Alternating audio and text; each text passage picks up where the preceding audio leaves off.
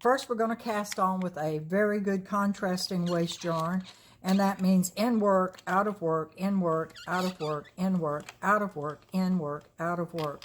And we're going to continue around. Now, that's what I call it on my sock machine, so I have that way, whatever amount that you, however you want to do it. So one of them is going to be in work, and the other is going to be out of work. All right, and let's do, about 5.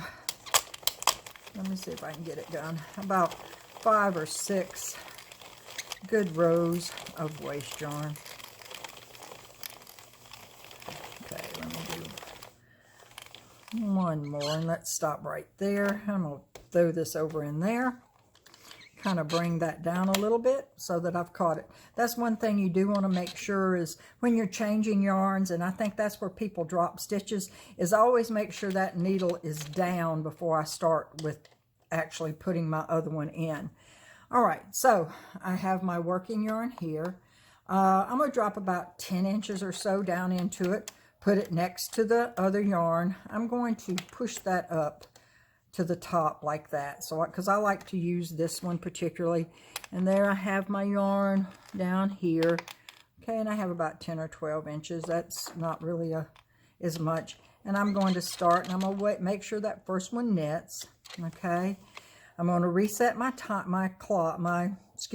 row counter as soon as I finish, and then I'm going to do 10 rows. Okay. And what I want to do is really I want to do 9 rows and stop right before I get to number 10. So that's 3 there, excuse me. 4, 5, 6,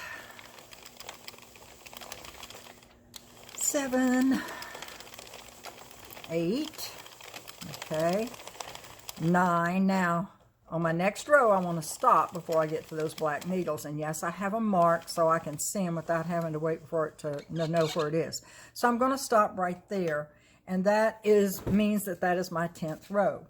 All right, so what I want to do now is I want to go back in. Let me stand up, make sure I'm recording good. And I want to go down. This is why we want to use a yarn that's very contrasting. So we know that our first needle that we knitted was the black row. So I want to go down here to this very first one. And you can see that it was the green, just like we put on. And we're going to put it inside our hook and go forward. Pick up the next one, put it inside the hook, and go forward. Try not to pull on it too much. Just kind of bring it up and put it in. I have a lot of times, if I felt like I was pulling too much, gone on and brought the needle over to this side so I don't have to pull so much on it, because what you're doing is you're pulling on that row of knitting every time you do this. So the likelihood of you getting it really tight before you get to the end can happen. And I can say that from experience sake. So if you see I'm picking up every one, you see them all along there, the little bitty pieces. Maybe I'm not stressing it enough to you, but I'm picking it up and just putting it in the actual hook of the needle and moving forward. Again, mine's not being tight at all. I made sure I didn't pull on it much when I did it. So I'm just going forward with each one, just like so. Picking it up, okay? This is why you really want a good contrasting yarn. And the white is really good for this one. Sometimes it might not be if you've got the wrong color, but in this case, it's fine. Okay, you can see I'm just picking it up. Just like that. Very, very easy. I mean, basically, if you don't split it like I just tried to do, it's very easy. All right. Okay, and I'm putting it on. Not trying to take too much of your time, but I kind of want you to see how it goes. Okay. And you see, since I'm not pulling real hard and did not do that first row tight at all, I mean, it was really very loose, and now I can just pick up each one. Okay, we're getting to the end here. So that last row, which is right there, there it was purple. And there it is. It's kind of a big one right there. And put it right there. Now for this last thing here, I usually just wrap it into the top of that like so. All right, just kind of like a a little thing. Okay, reset my counter.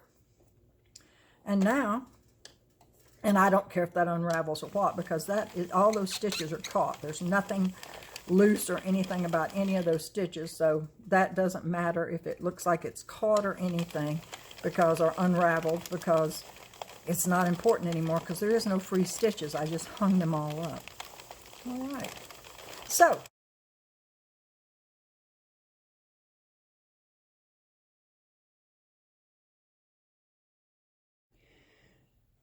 I decided I would show you once again how to pick up the stitches since I was making the second sock. You may not need it, but I wanted to show you again. I want you to look at each one of the stitches, and you can see them all lined up all the way around. Okay, what I want to do is go in. This is my first needle that I started, and you see there's where the green thread is coming out, or the beginning thread, and I'm going to pick up that stitch and I'm going to put it on or in that first needle. See how I put it in the needle? And now I'm going to go forward. I'm going to pick up the next stitch, put it in the needle.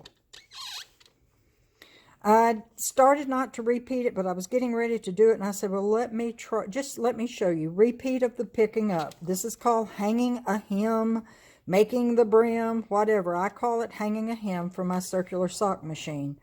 From my sock machine days when I make things, we call it hanging a hem when you do it at the top of a sock. Let me go forward a little bit more.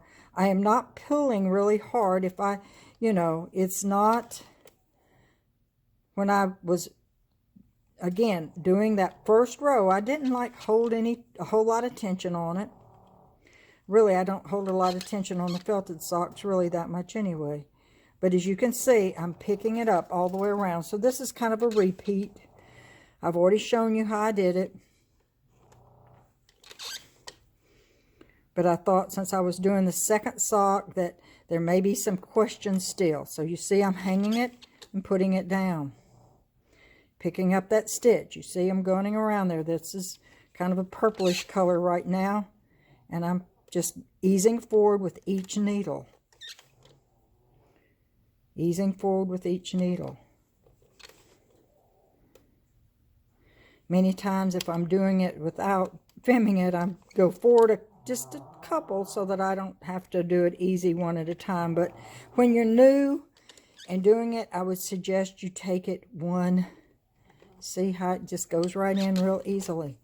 And I'm doing this standing, so it can't be that difficult. Again, if you've got the right, just low tension there, because we're going to felt these, it's not. And again, I want to run elastic through this top.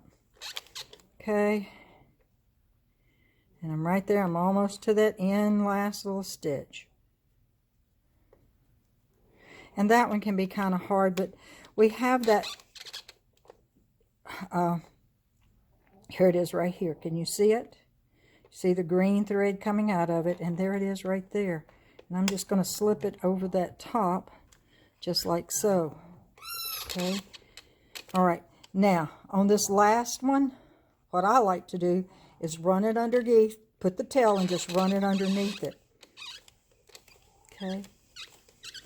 Go forward. I'm going to reset my counter.